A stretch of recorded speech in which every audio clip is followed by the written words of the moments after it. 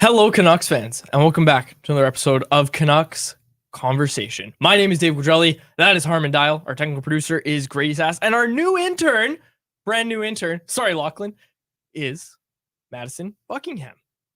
And like I said, this is Canucks Conversation. We're here to wrap up a very busy weekend, an all-star weekend, a trade. Our last episode was an emergency podcast about Elias Lindholm being traded to the Vancouver Canucks. So we have got a lot to talk about. But before we do that, I've got some business to take care of. I have to tell you that Canucks Conversation is brought to you by the 2023 Toyota BZ4X. The BZ4X is Toyota's brand new all-electric SUV that is designed to go the distance for you and your family. The BZ4X is packed with Toyota's coolest tech, but it still has that trusty SUV feel you know and love. And even though it's electric, it's capable of effortlessly conquering any terrain. Whether it's rain, snow, mud, or your friend's questionable post-game recaps, the BZ4X will get you through. We are coming to you from the iconic Wall Center in downtown Vancouver. Looking for your next meeting space? Contact the Wall Center for all of your event needs at sales@wallcenter.com. How was your weekend? It's great. I was telling you before the show started, I thought I sprained my ankle playing basketball over the weekend. Literally could not put any weight on it on Saturday night. And I'm thinking, oh boy, I'm going to be coming to the studio in crutches and then locked out. I woke up Sunday morning. There was absolutely no pain. So although a little bit of pain, I couldn't play the hockey I normally play on Sunday, but locked out in the sense that I can still walk and going to go to the gym today and everything. So you were playing basketball. Are you a perimeter player? Were you in the paint? Oh, I'm in the paint. So here's the thing. I don't have any skill. Basketball wasn't one of the main sports I played, but I rebound like a madman. Oh, I'm board man. That's my job. I love it. So I used to play basketball and I can only shoot threes. Like I'm not even joking. I don't know how to shoot from different distances because the 3-point line is like a set distance. So I would just practice shooting from that distance. But like a regular field goal, like 5 feet from the hoop, there's a chance I'm missing. But like 3-point, I'm pretty automatic. That sounds about right. You're a short white guy, so that's a good role for you. That's true. Play box out hard as hell, man, when I can, but not very often. But yeah, basketball was fun. I played basketball through high school. Didn't play much, but I did play, and it was a lot of fun. One sport I did play is rugby. And that's fitting because our first segment is brought to you by HSBC World Rugby Sevens. Western Canada's largest sporting event this year is the 9th time the event has visited Vancouver as part of the World Rugby Sevens series. Tickets are on sale now at vansevens.com starting from just $40 per day. And if you want to go, we've got a 4-pack of tickets for the entire weekend to give away. Text hashtag sevens, that's SEVENS to 778-402-9680 for your chance to win. We will be giving away a 4-pack each week until the event, which is at the end of February, folks, February 23rd to 25th. Text hashtag sevens to 778-402-9680. That is the sponsor of our first segment. Our first segment is titled Elias Lindholmania. The title of the episode, Harmon, is titled Lindholmania. And Kevin Woodley's going to join us later. He's also in the title. But Elias Lindholm. Has anything, I don't want to say the word changed. Have you thought of any new takes about Elias Lindholm since we gave our instant reaction to the trade when we went live? What was it, like Friday night? When did we go live? I don't even remember. No, Wednesday night, excuse me. That was the last time we talked, and that was obviously the last time we talked about Elias Lindholm. Yeah, so I had a chance to continue watching some more tape on Friday morning. I dropped an article at The Athletic breaking down a bunch of film on Lindholm. So there were a couple things that stood out. Number one, of course, with us having the understanding with practice lines that Lindholm's going to start on Pettersson's wing, I am really curious to see what Lindholm's two-way play could look like from the wall. Because one thing that was interesting, and I mean, I'm sure we'll talk a little bit about the offensive fit with Pettersson. That's another intriguing point. But from a two-way perspective, watching a lot of Calgary's games this year and specifically keying in on Lindholm, it was interesting that Lindholm was always smart positionally. He was always on the right side of the puck. You never really caught him out of position, generally made sound reads, but he wasn't overly disruptive, right? He wasn't the type of player that when the other team had possession, that Lindholm's consistently stripping players of the puck down low or intercepting a lot of passes. It was a lot of prevent defense. It wasn't a case of him winning a lot of battles and enforcing changes in possession, which is what you expect from a really, really high-end defensive player. And it's actually, and I'm sure we'll talk a little bit about the PK impact as well. That's what I saw from him on the PK. I was like, wow, I was blown away with how Lindholm looked at times on the PK. But at 5-on-5, put it this way, you're not watching him going, wow, that's a guy that finished second place in Selke Trophy not too long ago. But at the same time, you would see sparks of, okay, I'm interested to see how that skill set could translate on the wing. And what I mean by that is there was, in the most recent Battle of Alberta game, there was a play where Calgary was on the power play. They dump it in. Stuart Skinner goes behind the net to collect it. Lindholm is the first man in on the forecheck, and he's flying in, nearly cleanly picks the pass off. Ultimately, the clearance deflects off Lindholm's stick, goes out of play. But I'm like, wow, that's a burst of speed that when he's just typically playing center at 5-on-5, he has that pace, but he doesn't consistently show that motor. He's not constantly hounding the puck. He's not, again, being a really disruptive force. But then you see that speed and you're like, okay, now if he's playing on Pettersson's wing and his job isn't necessarily so much staying above the play, it isn't, I'm the F3. It's, okay, I'm a winger. My job is to get in on the forecheck, like that clip in that Edmonton game. I'm excited to see if he can be more disruptive, if he can really pursue the puck and win a lot more battles, because the type of speed and defensive intelligence he has, he's going to be able to do things away from the puck that Kuzmenko doesn't. How about Mikheyev? Like in terms of how much better of a defensive player is Elias Lindholm than Ilya Mikheyev? I think there should be a difference, okay, especially in the PK is where, again, I noticed it. At 5-on-5, again, I didn't see the most disruptive version of Lindholm, but again, part of it, I wonder as well, is playing in that situation in Calgary, doesn't have the best line mates. I bet that team as a whole doesn't have the best vibe around it, considering how much they've underperformed. Calgary. Jonathan Huberdeau underperforming.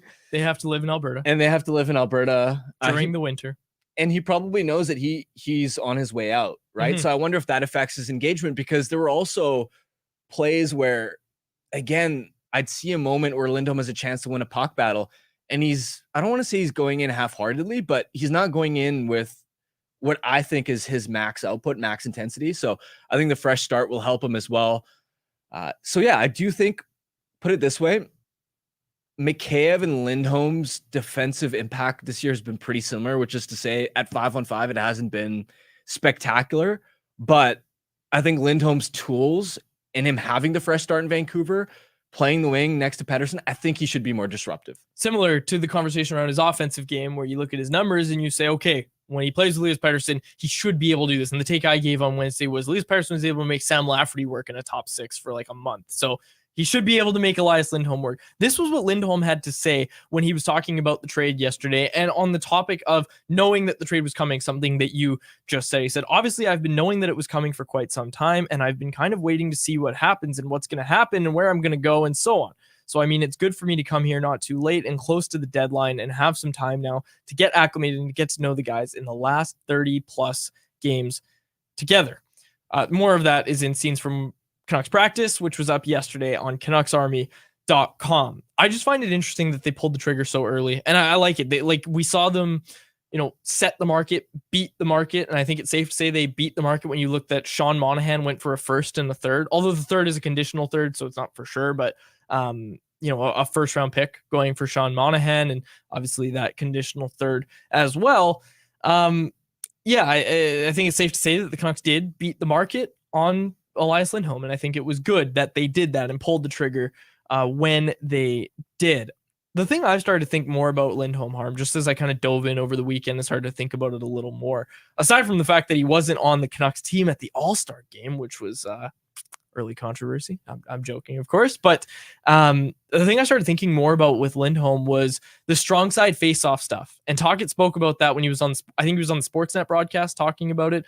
And he said if he's on a line with Pettersson, which we now know he is, as we all kind of thought he would be, Pettersson can take the face-off when it's on his strong side. Lindholm, who's right-handed instead of left-handed, can take it when it's on his strong side. And look, I know there's a lot of discourse around strong side face-offs in many of the circles that you and I are a part of, but it matters. It does matter to some extent. And not only the strong side, weak side stuff, but Lindholm is a exceptional talent in the faceoff dot, over 55%. He's going to win a lot of draws, and he's going to provide the Canucks with something that, hey, like we talked about how much, Pia Suter hitting and Teddy Bluger hitting is filling the third line center role, something the Canucks have been chasing for so long. Canucks have been chasing a right-handed center who can win faceoffs for almost just as long as they've been chasing that third line center. Absolutely. You're going to also notice the difference the more the stakes rise heading into the playoffs, because that's where situationally your late in games, especially if you're up a goal or even if you're trailing and there's a huge offensive zone faceoff draw, those are the situations where you're desperately going to need a win to, whether it's hold a lead or climb back into it. It's also going to have a significant impact on the PK. And this is where special teams faceoffs matter a ton. It's not going to have as much of an impact on the power play, because on the power play, you can choose which side you want the faceoff, and JT Miller's pretty good in the draw. But on the PK, that's where it's going to be a significant advantage, because we've known in the past when the Canucks have had penalty killing woes, oftentimes it stems from they can't win the initial faceoff and they get hemmed in. Even with this iteration of the Canucks PK, they are masterful at defending their blue line when the opposition has to go back and regroup. They're trying to enter the zone. They're trying to get set up.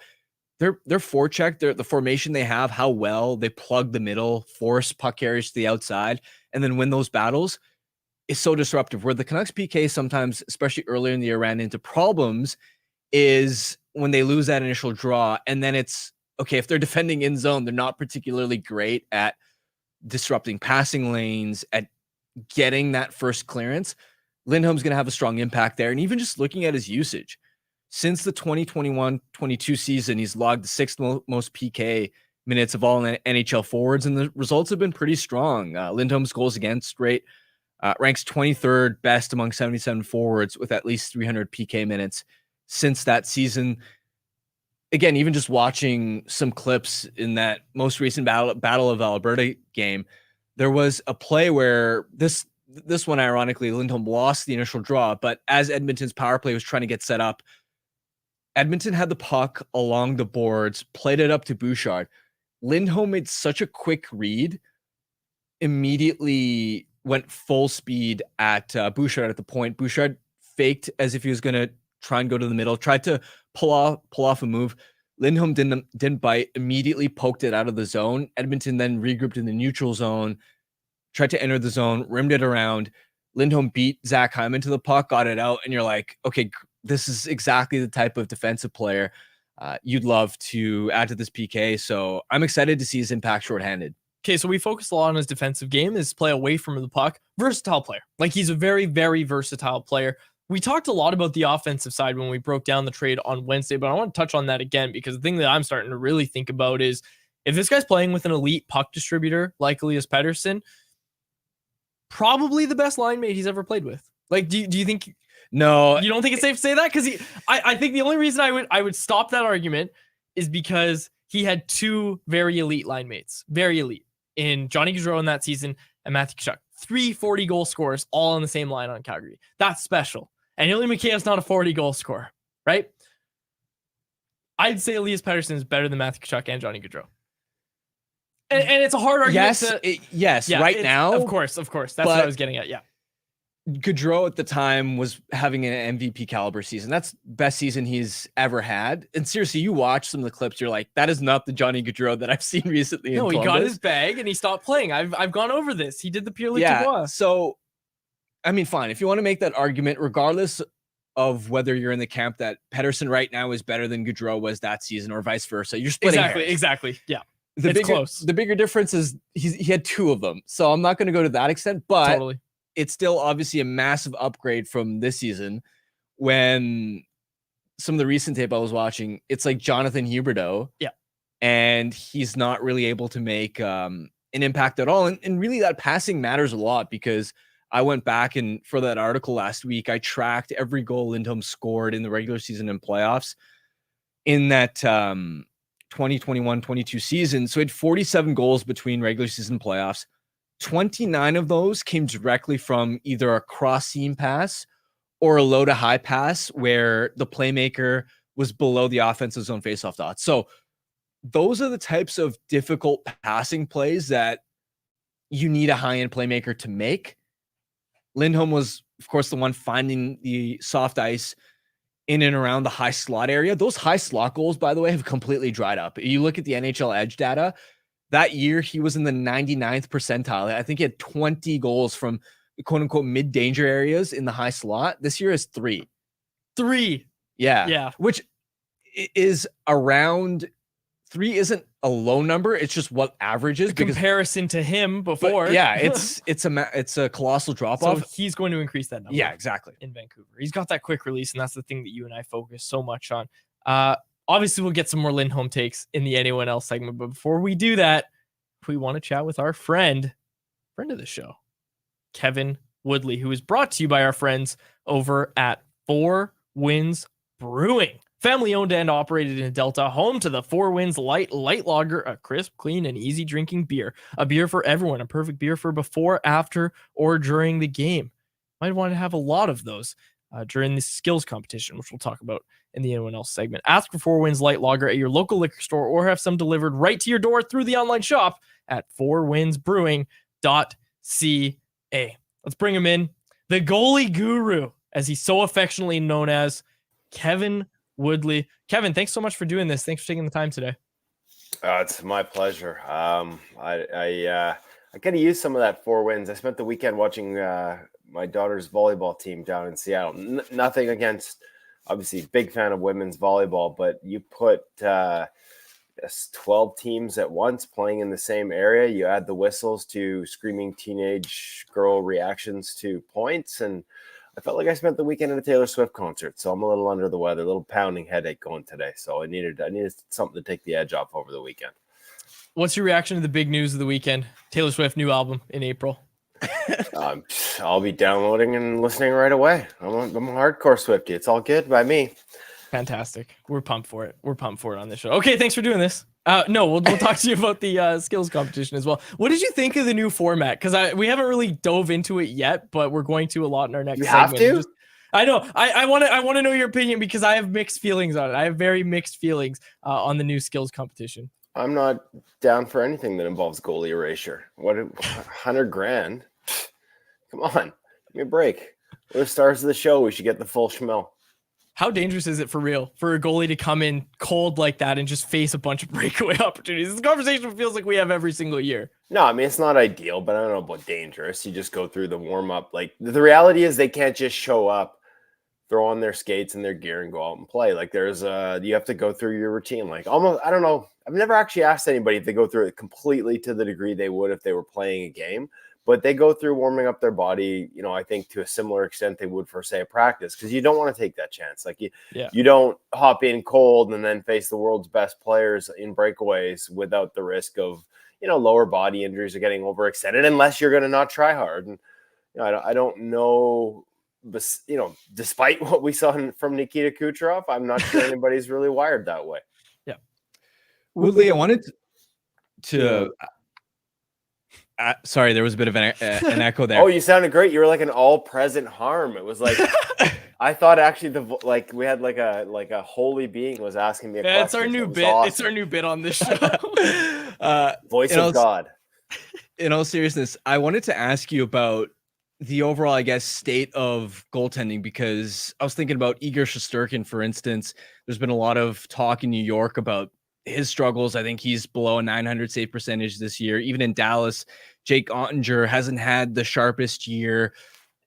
But even in previous seasons, we've seen, for instance, Thatcher Demko here have a down season last year. It just sort of feels like, outside of maybe Connor Hellebuck, that every goaltender, no matter how much star power they have behind them, is prone to volatility, a lot of highs and lows. What's your take on why we're seeing a lot of this volatility with goaltenders, even when it comes to some of the biggest names?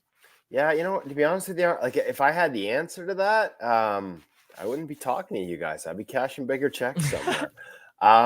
Like, the volatility has been surprising to me, especially amongst the bigger names. Like Shesterkin, when I looked at his game, I didn't see it as one that would have this many highs and lows, right? Is there a level of athleticism and skill that he's reliant on?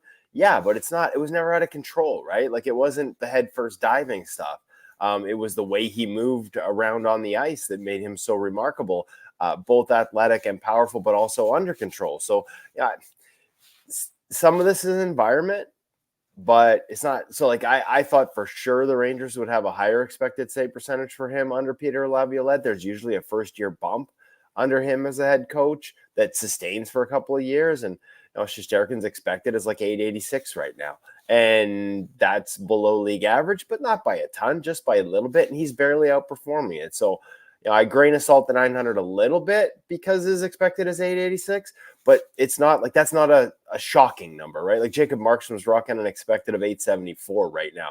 And he's outperforming it at a level that, frankly, few other in the entire NHL are, like almost a full 3% above it. So I do think a lot of it is, so for the guys that are just getting started in their career, and I know Shesterkin's been around a little while, but this all sort of started after the Hart year, right? Like the high was so high that there was always going to be a downside because, he wasn't just like good that season. He was historically good that season. So there was always a sort of, I guess there was another side to that coin that was going to come. I'm surprised it's been as harsh as it is. And I think part of this can be just the amount of pre-scout that goes into things. Like you're not fooling anyone anymore. And I think guys pay attention to those things more when it's a Tuesday night in New York than they did in the past. Like I think a lot of pre-scout stuff and how to target and break down goalies, frankly, was sort of lost until you hit the playoffs. And that's when teams, in a best of 7 are going to grind down on those details and pay attention, to tendencies where to beat guys.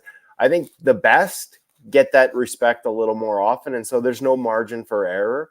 I can't tell you why he's having more B games and getting exposed, but if there's one thing that, goalie coaches and goalies around the league have agreed upon over the last couple of years, when I talk to him, it's that you can't get away with a B game. Like I remember with Luongo and that entire generation, like part of them having the success they had 70 plus nights a year was learning how to manage the nights where they weren't on. Now, again, you talk to guys around the league, like you have a night where you're not on, that's when 5 or 6 go by you. Like it's just so hard. A couple of guys have told me this year they feel the game's never been harder for goaltending at the NHL. There are some guys in the 80s that didn't have much protection to their equipment that might disagree back when the fear factor was actually a part of the position.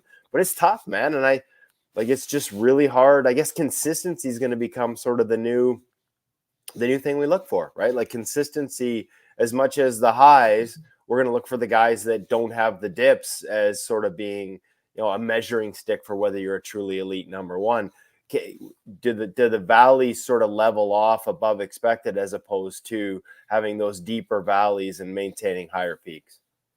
To follow up on that, how many truly elite number ones do you think are there right now? Am I allowed to answer that question? They're going to knock on... Right? Like they're going to fully take away my union card. 5 minutes with quads and I'm going to be like totally jeopardizing everything I built up in the goalie union. Oh, sorry. I didn't hear the voice of God. So I thought it was you. No, sorry. Listen, that's, I'm looking at the list right now. Yeah. Like, is Jacob Markstrom having an elite season right now? Yeah. But where was he last year? Right? We speak about the consistency. Jeremy Swayman's having another exceptional season, but he hasn't been in the league that long and he's not playing on an every night basis. I'd have Demko in that conversation. We watch him every night. We know how good he's capable of being. And yet you guys talked about last year. So, and again, we know here internally, like in Vancouver, having watched what happened last year, that a lot of that is just environment. That's the one thing I will say I've learned. When the environment gets terrible, like really bad, like bottom 5 in the league bad, doesn't matter who's in net. I say that despite what Jacob Markstrom's doing this year, but it's just really hard to sustain any level of consistency behind that, right? We saw it with the Oilers this year, like Stuart Skinner, they were ready to punt him right out the door at the beginning of the season. Well, the Oilers were 32nd in the NHL when it came to high danger rush chances that they surrendered. So the most dangerous types of chances, they gave up more than anyone in the entire league. And the goaltending sucked. Well, guess what? They make a coaching change. They are now number 1 in the league since that change in terms of those types of chances. And guess what? Stuart Skinner doesn't suck anymore, right? So I do think when you get to those sort of edges of like the periphery, the outside, the last few spots in the league and certain types of scoring chances, there's only so much goaltending can do. In terms of who's elite, like there's a lot of guys I would have had on that list that are having down years. I would have put Shesterkin in that category. I think you have Sorokin in that group. Connor Hellebuck is clearly there because of the consistency in his game, because this is a year after year thing. And yet I'd add the caveat, one thing the Jets have done incredibly well throughout his time there, I guess throughout his time in that elite status, is not give up laterals. Nobody in the league better in a one-on-one situation, straight line attack than Connor Hellebuck. East-West, the numbers fall off, but they don't give up east-west there, nowhere near as much as other teams do. So there's a grain of salt with everyone. Man, if you're hovering in the top 10 for 3-4 years in a row, I put you in that category. Andre Vasilevsky's having a down year. I still think he's an elite goaltender. UC Saros is having a down year right now, but I still, based on the previous 3, have him in that category as well. So I'm not going to let quads or harm cost me my goalie union card. I'm going to load up on guys that I still think are elite and trust that they'll get back to that form, even if it's down right now. Okay, Kevin. So let's use that context to discuss the trade market then, because is this almost, because we've established that this is kind of a new thing where no matter who's in net, if your environment's bad, it's not going to work. And you just brought up Hellebuck as a guy who really good one-on-one, but east-west isn't good. And one conversation it isn't good. You're killing me again. Sorry, you didn't say isn't good, but the numbers fall, as you would say. The numbers fall. Don't forget the numbers and everything else Connor Hellebuck does are so elite that it has to come down. But in the context of trading, we talked about a team like the Buffalo Sabres. Oh, they should go get Connor Hellebuck. Okay, well, they better clean up what they're doing in front of him, or they're not going to love that investment. The reason I'm bringing this up, Kevin, is because with Casey DeSmith, did the Canucks know something we didn't? Was Casey DeSmith just going to flourish in the Canucks' new defensive environment? Because he's been fantastic since arriving in Vancouver. Yeah, no, that's a fair question. Obviously, there's a trust level there that came with them knowing him from the past. Now, the one thing that's happened with Casey is the environment's been pretty good. Like his expected is 895. It was 905 for like the longest time. It was one of the best environments in the league. It's come down here. He's got some tougher starts and some tougher minutes here of late. Like, I guess my question would be, like, when you say how good, where do you put him right now? Like, what do his raw numbers tell you? In terms of backups or? Yeah, no, I mean, I'm going to put you on the spot. So like what level are we talking about here? A level higher than what the Canucks were getting from their backups last year. Let me look, though, because obviously the defensive environment was bad. Let me look at the... Yeah. Well, I got to look it up. Off the top of my head, Kevin, he's the best backup in the world. How about that? Jonathan Quick's been pretty good. Okay, see? So off the top of my head, I'm looking. Just wait. Because you got all these guys that haven't played games. Well, this is your last time on the show. I swear. Great Kevin. podcasting on the fly right here. Well, no, and Kevin, we should also mention you were. I'm not allowed to ask questions. No. I like this. I'm going to find you an answer, but I'm going to fill time while I do it. We should also mention you were going to co-host today until I rudely texted you last night and said, "Hey, can you just guest instead?" This is why I'm being such a hard ass, and not the fact that I'm actually getting sick right now. I'm trying to look like stiff me, Harm. He totally just like stiffed me today. So now I'm just like putting him on the spot. Are you like, who do you consider a backup? Could you consider? Okay, listen, I'm just going to save you from yourself here, Quads. Like his adjusted numbers rank 33rd in the NHL right now, which isn't bad because like you said, there's 32 starters ahead of you. Like it's been a really good investment. I just think there were times there, and I heard this in my replies and on Twitter where it's like, I think him and Demko had like the same raw save percentage, like 918, like right across the board. They were the same. People like start Casey DeSmith ahead of Demko. And I was like, whoa, like let's just back off here a little bit. They have played really well in front of him. And that's a part of it. Now, the one thing that we see that Casey does is he gives up. And I think this has actually gotten better as the year's gone on. He has controlled rebounds. He keeps them in front of him. They're not bad rebounds. There is such a thing as good rebounds versus bad rebounds, but he gives up a fair amount more of them. I know there are goalie coaches around the league that like, that's one of the things they look for. If that's a part of your game, they don't think that can be championship goaltending, right? So I think we just have to grain of salt things a little bit. DeSmith has given them a level of backup goaltending that they haven't had in a while. Again, the environment's a lot better. And in particular, it's been a lot better for him. Like the discrepancy has come down. I think they're only 5 or 6 points apart in terms of expected save percentage now. But for a long stretch this season, up until his last couple starts, it was like 10 to 15% in terms of same team in front of them, different expected results. Two parts to that. One is you have obviously different starts, different situations, maybe lesser teams at times.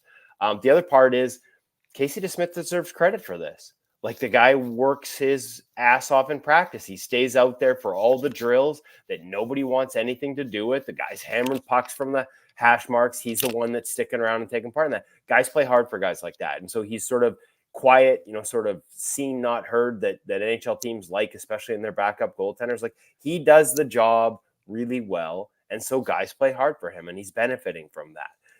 When we get into contract time in the summer and teams are looking for a goalie, and I wouldn't be surprised if he ends up somewhere like, Los Angeles, reunited with his former goaltending coach in Pittsburgh.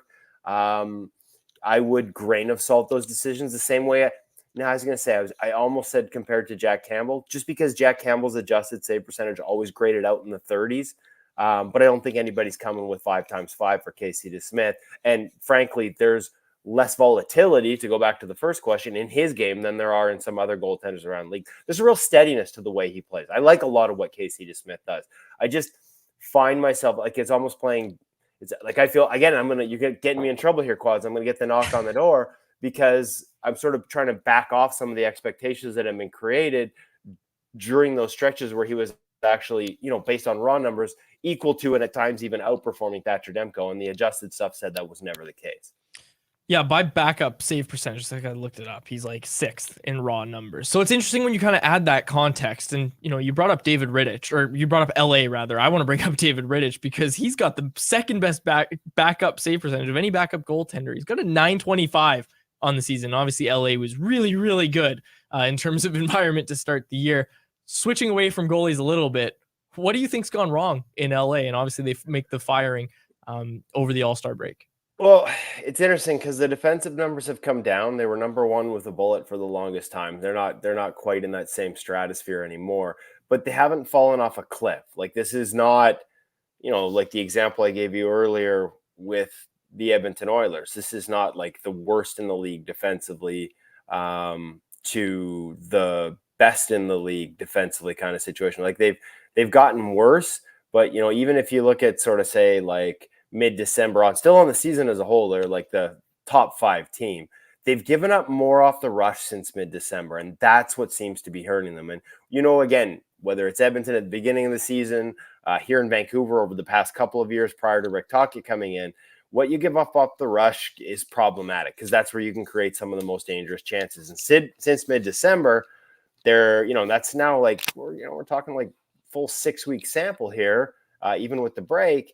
They're 20th in the league in rush chances against, 5-on-5. And those were numbers that were top 2, top 3 up until that point, and have been in that range for the last couple of seasons. So to me, that's a big one, because that's where you create open looks, lateral plays. That's where you're going to give up those types of chances that seem to have exposed their goaltenders were the most. As far as David Rittich goes, I'm curious to see, like, I'd be surprised if they don't go to him more. His adjusted numbers are 3rd best in the entire NHL right now at plus 2.6%. Like, the only guys with better adjusted save percentage right now than David Rittich are Adin Hill and Jacob Markstrom. That's how good he's been in the early going. Now, there's always been, we talk about volatility again, there's always been some volatility in his game. But if I'm the LA Kings, I think I'm going to want to sort of test that theory and see how long he can sort of hold water at this level, especially given what you've been getting from Cam Talbot since the environment loosened off the rush, has frankly fallen. I don't want to say off a cliff, but it's dropped significantly. Yeah. How do you look at the Vezina race right now? I think a lot of Canucks fans are sort of curious where Thatcher Demko stacks up in all of this and what his odds may look like. I think his odds are really good.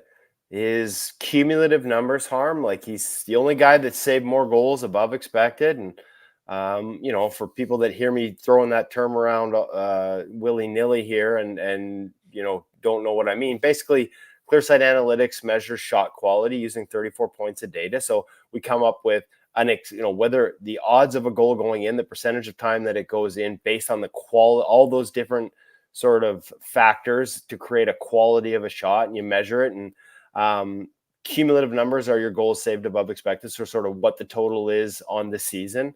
The only guy better than him is Jacob Markstrom. He's 19 goals saved above expected. Connor Hellebuck's still under 16. Like, so he's actually got a lead in that regard.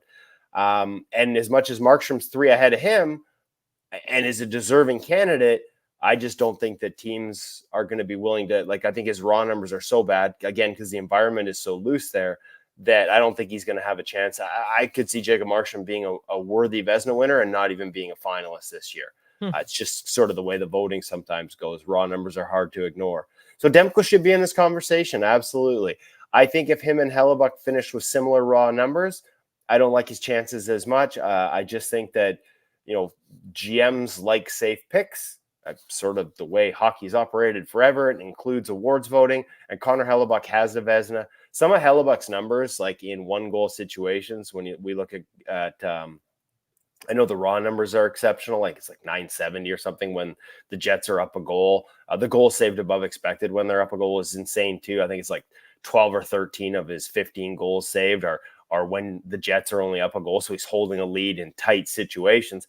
That said, like I don't know that you can punish Thatcher Demko because the Canucks are usually up 2 or 3, right? Like, so he's not playing in a lot of 1-goal games. And I think we've seen when things have tightened up, he's been really good. So, I think little things like that, though, would probably tip the scales if things end up similar towards Connor Hellebuck, just based on GM's sort of preferences and history. I will say this, though.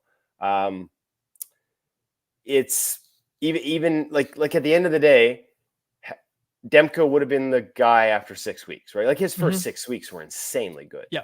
And Hellebuck's in the midst of one of those heaters right now. Like that's how good he's been for the last a little longer, 2 months on that level. It's all going to depend on who has, like if Hellebuck keeps us up to the end of the season, he'll win it. Yep. If Demko has another 6-week stretch like he did at the start of the season, he'll win it. And if Jacob Markstrom somehow gets the Flames into the playoffs and does, it to the point where it'll be hard for the GMs to ignore a guy with, I think last I checked, what's his raw save percentage? Like it's like just over 900, maybe 907, 908 range. Like I think a lot of voting people are going to look at that and be like, oh, I can't win a Vezina with a save percentage like that. But the truth is, based on the shot quality, nobody's been better this season. Aiden Hill, but in a much smaller sample. So we'll see what happens this second half. Nobody has the answer to that question. They're all worthy candidates. I just think that Hellebuck's history gives him an advantage. Whether it's fair or not, it's just the reality. Who starts for Team Canada 2026 at the Olympics? Well, you just heard me talk about Aiden Hill. Is that your guy? I mean, if I want to like throw a flamethrower to this thing, my guy's probably Jordan Binnington.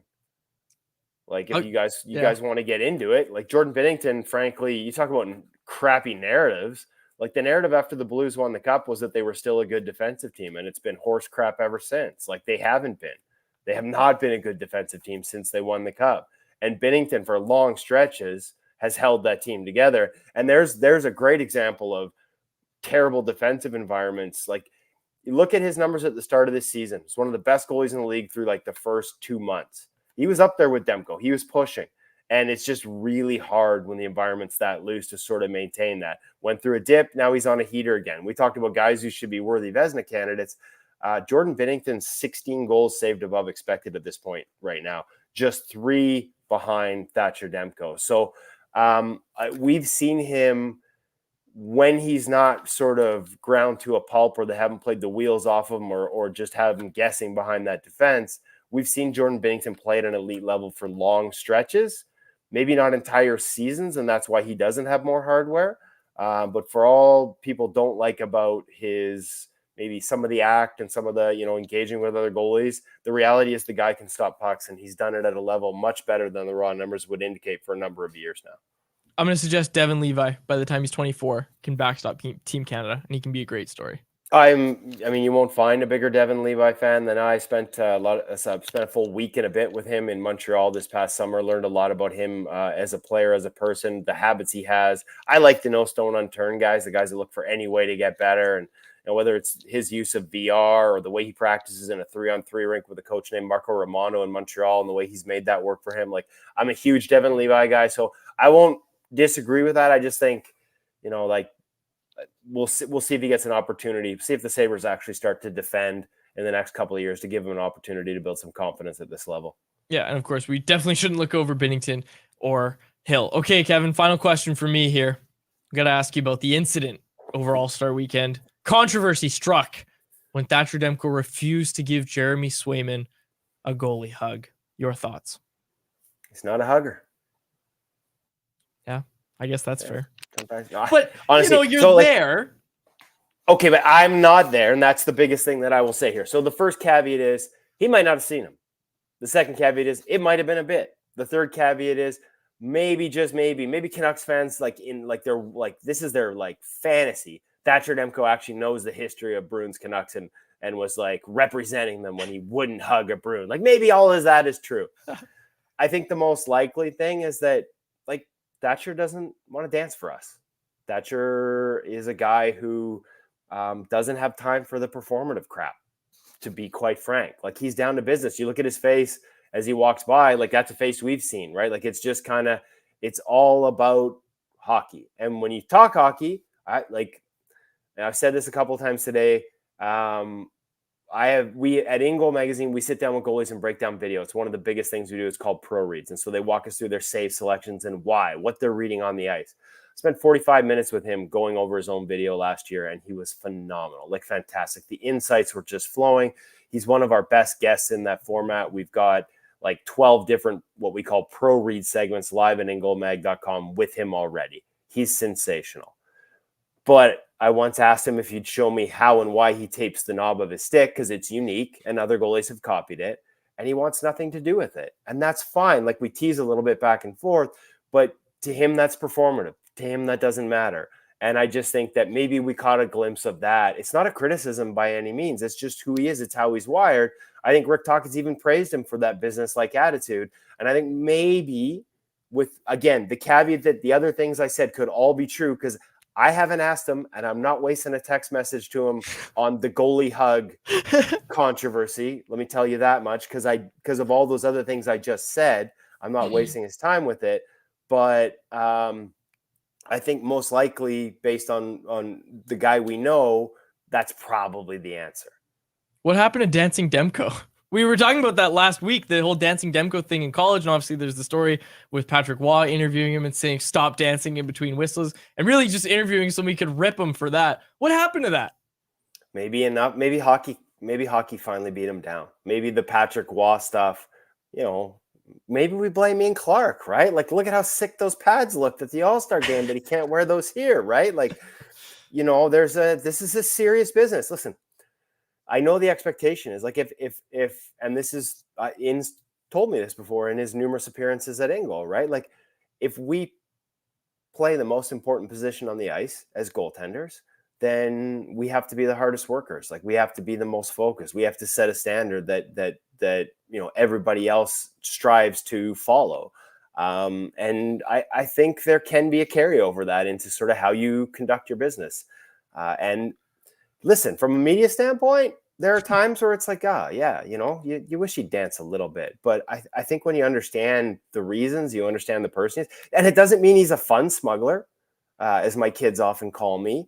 It's not like he's the enemy of fun. We've seen him joke around with teammates in the locker room. You've seen him give goalie hugs in truly raw, emotional situations, or just being genuinely happy for, say, a Casey DeSmith. He's given big emotional goalie hugs. It's just this probably felt a little performative, or it was all a bit, and we'll find out when he gets to Boston and they all ask him about it, but it won't be me. Kevin, great stuff as always, man. Thank you so much for doing this, and thanks for joining us today. You guys are going to lead with the goalie hug clip, aren't you, in the promo for this? I'm going to get buried. We'll see. I know. We'll see. You threw the backup thing at me. You just said all that. I might get thrown out there. We might do the thing where we cut up your answer, and then we'll just find you saying the word where you say, "Oh, I didn't say he's not good," and then we'll just say Thatcher Demko is not good, and we'll get you to say that. Kevin Woodley AI. That's our next bit. Okay. I eagerly await this. This is what you get, Quads, for not having me. I should thank you, actually. I didn't have to drive downtown. I got to do it from my office. I'm not even wearing pants right now. This is great. So there you go. Right on. Kevin, thanks again, man. Appreciate it. Take care, guys. And there he was, Kevin Woodley. And like you said, In Goal Mag, they've got a lot of good stuff, and the Pro Read series is fantastic. So make sure you go check it out at ingoalmag.com. All right, let's get to anyone else. Presented by DoorDash. It's our listener's chance to get involved and hit us up in the YouTube live chat, and it's also our listener's chance to get 25% off and 0 delivery fees on their first order of $15 or more when they download the DoorDash app and enter code NATION25. That's all capital letters, NATION, and the numbers 25. Offer valid in Canada, subject to change. Terms do apply. All right, what do we got here? Anyone else? Do we have... Okay, we don't have much. Okay, people asked us stuff earlier, and I wanted to get to one that I saw. Yeah, okay, here we go. This one's for me from Andrew Christensen. Quads, what did you think of Tate McRae's auto-tuned lip-syncing performance? To be fair, it's the only performance that didn't seem awkward and cringe in the last several years during this weekend. I think you answered your own question in the back half. Was she lip-syncing at times? Yeah, probably. Was she crushing it the entire time? Yeah, also probably. I talked about this last week. She's a dancer first. She won that show. I couldn't remember the name. My girlfriend reminded me of it. So You Think You Can Dance. That was the show. She like won that show or was a contestant, something like that. And she's a dancer first and foremost. And we saw that she was fantastic. She did a great job. So everybody take it easy on the, actually, I honestly, all of the stuff I saw on Twitter was praising Tate McRae for her performance at the All-Star game. I thought it was good. It was a good performance. She did well. Yeah, it was solid. I also think that the NHL finally got somebody that people outside a very niche audience would know. Like, sure, I bet there are a lot of hockey fans, especially older ones, that won't know who Tate McRae is. But if you ask the average person our age, you're tapping into a new audience there. Most of them know who Tate McRae is. She's got like 35 million listeners on Spotify or something. It's nuts. Yeah. Okay, people are asking how to get anyone else's in. Captain Canucks asking. So put AE : at the start of your question in the YouTube live chat, and we will answer it. Sometimes I see them otherwise, like this one from RP88. We'll get to this one. Sometimes I see them, but it's easier for my eyes to catch it if it's AE, because I got to pay attention. I don't have time to go read the whole chat because we got a lot of people. Thank you to everybody in the YouTube live chat. Make sure you subscribe to the YouTube channel as well. Okay, this one from RP88. Do you guys see Tocchet trying out a Höglander Lindholm PD combo at some point? The Swedish meatball line, as RP88 is calling it. I say yeah. I was actually thinking about this on the drive-in today, Harmon, was we know Elias Lindholm is going to play with Elias Pettersson. We know that's happening. We also know, based on line rushes at Sunday night's practice, Sunday afternoon, I guess, practice, that Ilya Mikheyev is going to be the other winger there. Ilya Mikheyev hasn't been going all season long. Is he someone that you're going to replace with Nils Höglander? I'd say yeah. I also think Phil DiGiuseppe is really close to returning. Phil DiGiuseppe's been on LTIR. He skated at Sunday afternoon's practice. When he comes back, you have to assume he's going to get into the lineup. I don't want to see Phil DiGiuseppe in the top 6. Like, I want to see Nils Höglander go for that spot and go earn that spot. Phil DiGiuseppe is much better suited for that fourth line than Nils Höglander is, you would assume, right? I would like to see Nils Höglander take that step and get that shot to play on the Swedish meatball line. I'm trying to think, and I guess the way I'm changing this question myself is, if Ilya Mikheyev still can't find his game, what's plan B? It has to be Höglander, in my opinion.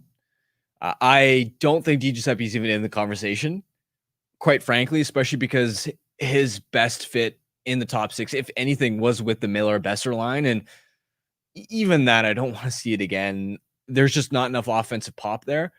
But I also do think that Mikheyev's going to get a decent amount of leash there. Yep. You also have to keep in mind that he's coming off a massive ACL injury last season. That's a tough injury to fully get to 100% from. And we didn't have as much of a discussion about it because in the early part of this season, he was productive right away. But oftentimes it does take, in your first season back, not until close to the end of the season that you fully hit your stride. I mean, sometimes if you're unlucky, you don't even fully get it back. I mean, Antoine Roussel, if you remember, was unbelievable in his first year as a Canuck. Not just in terms of being hard to play against, but driving play, chipping in with 5-on-5 offense, tore his ACL, and his speed was never the same. You hope that's not the case with Mikheyev. Mm-hmm. You hope it's just a case of shaking off the rust. But you're right. I mean, I remember watching Mikheyev in years past, and you're thinking, wow, this is one of the fastest guys in the NHL. There's been very, very few moments this year where I've thought, wow, that's one of the fastest guys in the NHL. This is a good one. It kind of goes off of that one. And it's directed at you from Sinochick. Do you think the PD Lindholm line will take on the matchup role now? It's a good question. I don't even know if the Canucks themselves have fully established that yet, because you're waiting to see how they fit as a line. And to be honest, the way I was looking at matchup data yesterday, yes, the Miller line has played slightly more minutes against elite competition, but the difference between the Miller line and the Pettersson line in that respect isn't a lot. It hasn't been a distinguished. I mean, it was early in October when Miller was always hard matched, and it was at its best. But since then, it's been a pretty even split. There hasn't been it's distinguished. This is the line that's going to always match up. We got to watch this line tonight. 100% going to go up against the opposition's best. It's been a relatively even split, and honestly, that's kind of what I expect moving forward until the playoffs. At least is the Pettersson and Miller lines getting a roughly equal amount of the ice time against the opposition's best. And if you want a hard match, like if you wanted to hard match, it goes back to the versatility of Elias Lindholm that we were talking about earlier in the show. Like if the Miller line wasn't going in that shutdown role, you're not putting out Pettersson, Kuzmenko, and Mikheyev as your shutdown line, right? So the Canucks would sometimes throw out the third line and then they would try to weather that storm. But now they have what should be a truly elite two-way line at their disposal, and they should be able to, if the Miller line, for example, isn't going, you should be able to decide, okay, we're going to be able to put the Pettersson line out. That's another added level of versatility that I don't think we've touched on nearly enough, but it's something that just came to mind for me. Okay, Jeremy Lee, who do you compare Elias Lindholm to? Player comp. He threw out Ryan Kessler, all these different guys, different names he threw out. I've got to be honest, there isn't one that's immediately come to my mind. Sometimes you watch players and you're like, oh, this guy reminds me of that guy. I don't really get that feeling with Lindholm. Pavel Buchnevich, a little bit? Not really. A little bit? I think Buchnevich is more of he's more of a dynamic play driver. Yeah. Lindholm's not much of a play driver, which is why this idea that if Elias Pettersson leaves, Elias Lindholm can step in. Oh, no. Very different players and different roles that they are obviously going to fill. Lindholm is really one of those players that you look at and go, his skill set to unlock it, he needs to be a supporting piece on a line. Again, there isn't one name around the NHL that comes to mind, but ultimately, you know what it is when you watch him play too? It's that he has above average speed. He has pretty good size. He can win battles. He can finish pretty well. So he's got above average tools across the board. Like he's even a pretty decent passer, but there isn't a standout attribute. You know what I mean? There isn't like one area where when you watch some of these elite players, you're like, wow, look at that guy's speed. Sure. Or like Quinn Hughes, you're like, wow, look at that skating. Or with Pettersson, it's the shot. It's the elite IQ. It's the hands. There isn't anything. Lindholm is a jack of all trades, master of none. And I'm sure there are comps around the NHL for that player type, but there isn't one that immediately comes to mind. Brian Choi throwing out Mike Santorelli, but like vastly upgraded. You know what? I don't hate that. Santorelli was really good that year, like a vastly upgraded version. Yes. Do you remember that one? I think it was 14-15 or 13-14? Dude, I asked for a Mike Santorelli jersey for Christmas that year, and I didn't get one. But I wanted a Mike Santorelli jersey. I was looking at Lindholm's old draft profile, and some writer had him a combination between Gabriel Landeskog and Peter Forsberg. And I think it's just because it's the Swedish connection. I don't really see those players either. And I think it's tough to always handicap that because every player is their own player in their own way, and you don't always need that direct comparable. Like, sure, there's elements of some players' games that resemble others, but I think that's just something like fans have kind of obsessed over from the draft from all these years. Like, oh, he reminds me of this and that. Like Craig Button, I know, does a lot of that with his Craigslist where he'll have like a player comparable. It's kind of just done to give you kind of a, outlook perspective, but not necessarily actually like this player. I like the idea of like, okay, this guy's ceiling is this and his floor is this, because I think that because the reason they give out player comps is because you want, people who don't follow draft content a lot and maybe aren't the biggest hockey nerds to like understand, like, hey, I know that name. I would love it if they just threw out the floor and it was like, yeah, his floor is Ollie Levy. Like draft day, it's like he can either become Drew Doughty or he can either become Ollie Levy. There's no in between. But that's probably the most fair way of doing it. That's the reality of it. And you get so much shock value. You know what? I'm saying from now on, I hope Dave Hall's listening to this. That's our new method at Canucks Army. His floor comp and his ceiling comp. That's our new Tom Willander, best case Charlie McAvoy, worst case Ollie Levy. Oh man, that's so good. That's gonna be our new way of doing things at Canucks Army. Mark my words. That's our new way of doing draft content. Okay. This is great. Ty David, how many Italian Canadian hockey players get drafted to the Italy hockey team in 2026? Because they're hosting, obviously, right? So they have to have a team. Is that how it works? Grady, jump in if you know the answer. But I'm pretty sure, if I'm understanding correctly, if you're the host country, you have to have a team for every sport, right? I don't remember. I'm pretty sure that's how it works. So if Ty's asking if PDG is going to make it. I think you have to qualify before, because, you know, I know the World Juniors, they have like tiers below where like the winner gets to move up, and then like the bottom, whoever finishes last gets relegated. Now that's for the World Juniors, so I forget how the Olympics works, but I feel like they would probably have to work their way up. Yeah, I am going to be rooting so hard for my underdogs in blue. If they have to have a team, that'll be the funniest thing. I really want to see Italy host. Michael Delzato is like running their power play. Well, that's the thing is like, my question is, would those guys even be eligible? I don't think so. I don't think they would have to apply Canadian for dual citizenship. Yeah, and I don't think PDG is going to do that to go get spanked 12-1 every game they play in. Like, I don't think that's happening. Anyways, great question, Ty. Got some good discourse here. Brian Choi, everyone's floor is technically Ollie Levy. Oh, that's great. All right. People are pointing out, I don't know if you noticed this. Quinn Hughes C fell off his jersey or wasn't on his jersey. He was the only captain at the All-Star game that didn't have a C on his jersey. I didn't notice this. Fanatics jersey? Yeah, that's someone else pointed that out in the chat. Was it already made by Fanatics? I didn't notice that, but people are saying it's yeah. Oh yeah. Okay, Marcus knows the rules. Marcus says every sport is represented by the host country. Japan had a hockey team when they hosted the Olympics. So we're gonna see Team Italy. Man, my nonno's gonna be pulling out the blue. Oh, it's gonna be good. It's gonna be good. Is Italy going to the World Cup? Okay, I don't want to get distracted. But Canada, for example, is going to the World Cup, right? Yeah. Although, didn't they earn that right? Isn't the that. Canadian team actually like decent now? Anyways, I don't watch soccer. They qualified for the last World Cup.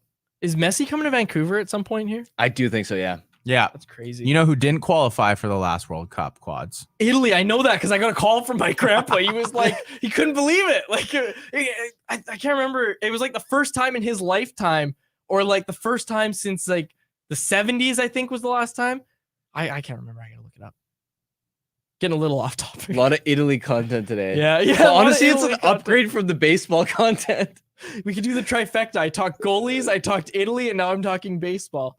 Get some BCHL next. No, stop. There's a lot going on there. Have you guys seen all that drama with the BCHL and the AJHL? Yeah, some of it, not all of it. Yeah, okay, the last time. Yeah. 1958 World Cup. Wow.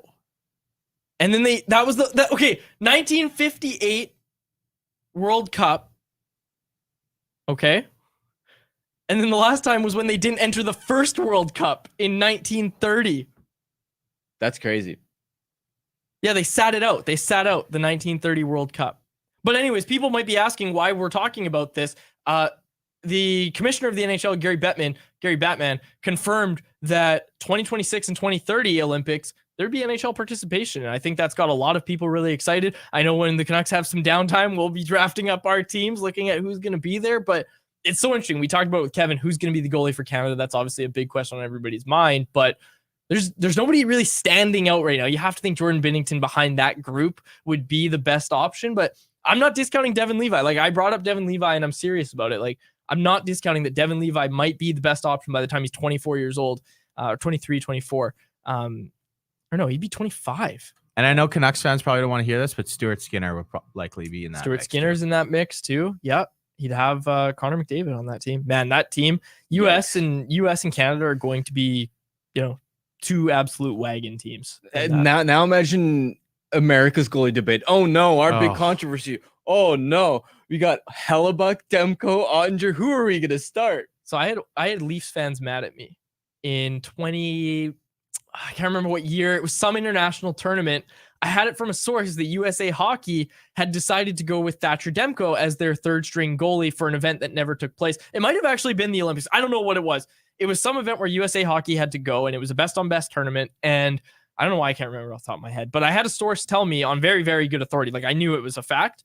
And I reported it as such that Thatcher Demko was selected to be the third goalie, but rosters for the tournament never came out. So it was just, I knew that USA Hockey had decided internally that Thatcher Demko was going to be their third string goaltender behind Connor Hellebuck and behind John Gibson. Over Jack Campbell. Right. And Leafs fans were mad at me. Like they were like, you don't know this. Like, and then they were like, it should have been Jack Campbell. Like it should be Jack Campbell. Like USA Hockey doesn't know what they're doing. And I'm like, okay. Would have that been perhaps the 2020 World Cup that never happened? Maybe I could find my story Because I think it was but I wasn't was it even 4 years? I wasn't No, even I I don't didn't even have know now. sources in 2020. I was like 20. I didn't know anything.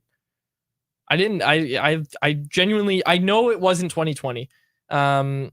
USA Hockey. I'm doing a quick search. Yeah. Okay, here it is. I found the story. And now my browser's freezing. Yeah, okay. The Olympic team for the 2022. Yeah. Here we go. Yeah.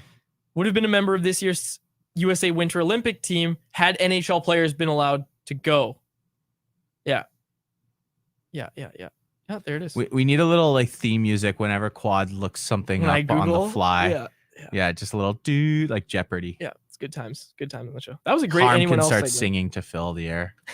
We'll lose listeners every few seconds. Did you guys see the latest on Shohei Ohtani? No. Just joking. Aiden Hill is another name when it comes to Canadian goaltenders. And again, Jari, I'm so glad too. Jari. Yeah, that's the train I've been kind of Jari on. sucks. is I'm Jari not- for no, one of them. I don't like Jari. Maybe one of them. You're right. Sure. Someone brought Fleury as the third stringer. 41 would he be? 41-year-old Marc-Andre Fleury? Not Carter Hart. Yeah, not Carter Hart. Okay, let's get to our Betway bet of the day, brought to you by our friends over at Betway. Do we have it here? It's about the Leafs being frauds. We're getting there. So it segues pretty nicely from our last segment.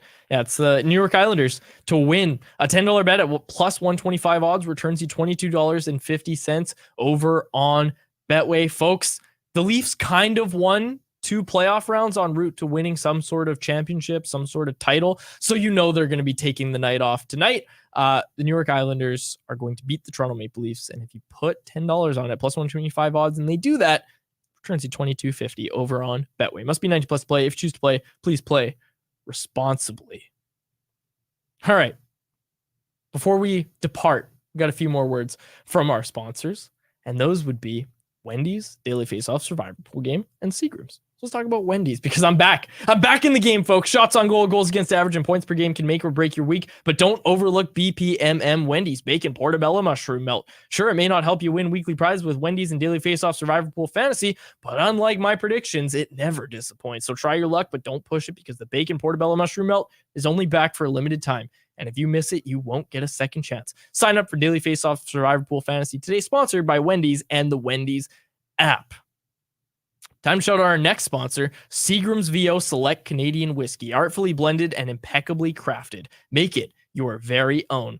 Originally introduced back in the early 1900s, Seagram's VO was designed as a wedding gift from Joseph E. Seagram for his son. Joseph E. Seagram liked it so much, he put it out on the market, and the rest was history. Seagram's VO went on to become one of the most successful whiskeys to ever come from Canada. Seagram's VO is currently available in select BC liquor stores, so visit Seagram's VO Select on the BC Liquor Store's website to purchase or find it in your nearest liquor store. My family's very own whiskey, barrel-aged and set apart, marked with VO, artfully blended, impeccably crafted, as a wedding gift to my son, for the bride and groom. And now, over a century later, from our very own family to yours, a legacy rooted in whiskey. Seagram's VO, growing deeper Reaching out, raising a glass to your legacy. Seagram's VO. Make it your very own. Folks, we got a lot of new sponsors. We got a lot of new sponsors to start the month of February. And this was a fun one. This was a fun episode. We went long today. We had Kevin Woodley. It was a great show. And it was brought to you.